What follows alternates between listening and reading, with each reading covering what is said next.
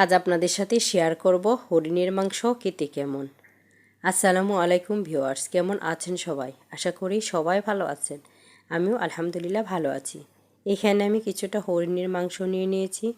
হরিণের মাংসটাকে এখন আমি এখানে 1/3 কাপ ভিনেগার নিয়ে নিয়েছি আর দিয়ে দিব সামান্য লবণ। লবণ আর ভিনেগারের সাথে আমি পানি দিয়ে এটাকে ভিজিয়ে রাখবো 10 মিনিটের মতো। 10 মিনিট ভিজিয়ে রাখলে হরিণের মাংসের যে একটা নিজস্ব স্মেল আছে সেটা চলে যাবে। যারা স্মেলটা অ্যাভয়েড করতে চান তারা অবশ্যই হরিণের মাংস রান্না করার আগে এভাবে একটু ভিজিয়ে রাখবেন। এতে করে কিন্তু মাংসতে কোনো প্রকার স্মেল থাকবে না। এখানে আমি গুর্দাটা আর কলিজাটা আলাদাভাবে সিদ্ধ করে ময়লাটা বের করে নিয়েছি। এখন ধুয়ে আমি এটা মিক্স করে নিলাম। সাথে একটা টমেটো অ্যাড করে দিয়েছি।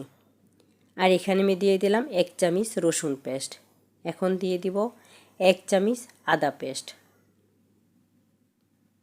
আমি আজকে রান্নাটা হাতে মাখিয়ে করব, এর জন্য আমি সব মশলা আগে অ্যাড করে দিচ্ছি। সামান্য মশলা দিয়ে সামান্য তেল দিয়ে আজকে রান্নাটা আমি আপনাদের সাথে শেয়ার করব। এখানে আমি হলুদ গুঁড়া, ধনিয়া গুঁড়া আর দিয়ে দিব পরিমাণ মতো মরিচ গুঁড়া। মশলাটা যে যেমন খান সে অনুযায়ী মাংসের পরিমাণ অনুযায়ী বাড়িয়ে বা কমিয়ে নেবেন। এখন দিয়ে দিচ্ছি জিরে গুঁড়া, দিয়ে দিব স্বাদের জন্য লবণ। হাতে মাখিয়ে যে কোনো মাংস রান্না করলেই এর মাংসটা খেতে কিন্তু বেশি স্বাদ হয় আর ঝামেলা মুক্ত হয়। আমার কাছে মনে হয় যে হাতে মাখিয়ে রান্না করলেই রান্নাটা অনেক সহজেই হয়ে যায় এবং তাড়াতাড়ি হয়ে যায়। এখানে আমি এখন গোটা মশলাগুলো অ্যাড করে দিয়েছি। এখানে আমি দারচিনি, এলাচি, তেজপাতা, লবঙ্গ দিয়ে দিলাম একটা স্টার মশলা। সব মশলা আমি দিয়ে এখন পেঁয়াজটাও অ্যাড করে দিচ্ছি। অল্প একটু তেলও অ্যাড করে দিলাম। পেঁয়াজটা দিয়ে এখন আমি এটা ভালো করে মাখিয়ে রাখবো। এটা আমি 10-15 মিনিটের মতো মাখিয়ে রাখবো। আপনারা চাইলে এটা 1 ঘন্টা বা 2 ঘন্টাও মাখিয়ে রাখতে পারেন। যত বেশি মাখিয়ে রাখবেন মাংসটা কিন্তু খেতে ততই ভালো লাগবে।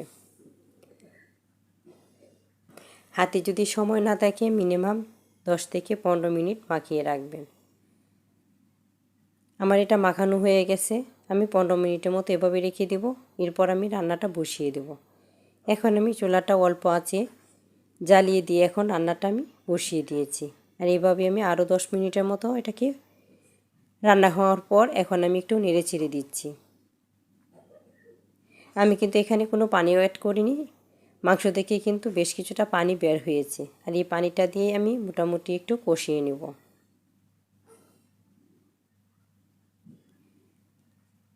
রান্নাটা আমি মিডিয়াম হিটেই প্রথমে করে নেব। আর এই পর্যায়ে আমি আরেকটু পানি অ্যাড করে দিচ্ছি যাতে করে মাংসটা ভালো করে কষে যায়। একটু পানি অ্যাড করে দিলে মাংসটা আর পুড়ে লেগে যাবার কোনো প্রকার সম্ভাবনা থাকবে না। এভাবে আমি বেশ কিছু সময় ধরে এটাকে উল্টিয়ে পাল্টিয়ে নেড়ে চেড়ে রান্না করে নেব। ইচ্ছা করলে আপনারা গরু বা খাসির মাংস এভাবে রান্না করে নিতে পারেন।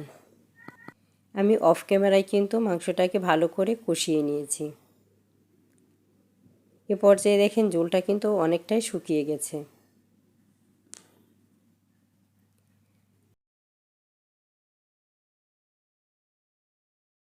এখন আমি ঝোলের জন্য পর্যাপ্ত পরিমাণ পানি দিয়ে আবারও এটা রান্না করে নেব। হরিণের মাংসটা খেতে কিন্তু খাসির মাংসের মতো। গত একটা ভিডিওতে আমি হরিণের মাংস দিয়ে বিরিয়ানি রান্না করেছিলাম। সেখানে অনেক আপুরাই বলেছেন যে হরিণের মাংসটা খেতে কেমন।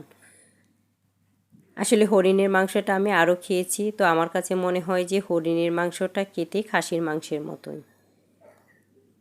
খাসির মাংসের শরীরে যেমন একটা স্মেল আছে, হরিণের গায়ের মাংসেও কিন্তু একটা স্মেল আছে। তো যারা এই হরিণের মাংসের স্মেলটা অ্যাভয়েড করতে চান তারা অবশ্যই একটু ভিনেগার আর লবণ দিয়ে একটু ভিজিয়ে রাখবেন, তাহলে কিন্তু একেবারে পারফেক্ট খাসির মাংসের মতোই লাগবে। অনেক আপু জিজ্ঞেস করেছেন যে হরিণের মাংস কোথায় পেয়েছি। আসলে কাতারের সুপার শপগুলোতে হরিণের মাংস অ্যাভেলেবল পাওয়া যায়। এই হরিণের মাংসটা শিকার করা একটা আস্ত ফ্রেশ হরিণের মাংস। মাংসটা ফোড়ন দিয়ে দিব। আমার মাংসটা কিন্তু মোটামুটি হয়ে গেছে। আমি নামিয়ে রেখে এখন ফোড়নটাও রেডি করে নিচ্ছি। এখানে আমি তেলটা দিয়ে দিয়েছি, আর তেলটা যখন কিছুটা গরম হয়ে গেছে তখন এখানে আমি বেশ কিছুটা পেঁয়াজ কুচি দিয়ে দিলাম। এখন আমি কিছুটা মিষ্টি জিরা বা গোয়ামরিও বলতে পারেন সেটা একটু অ্যাড করে দিলাম।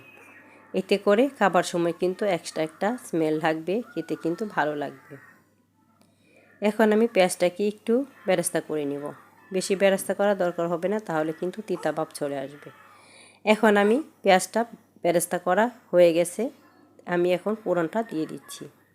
ফোড়নটা যদি এভাবে দেওয়া হয় তাহলে কিন্তু মাংসের স্বাদটা দ্বিগুণ বেড়ে যায়।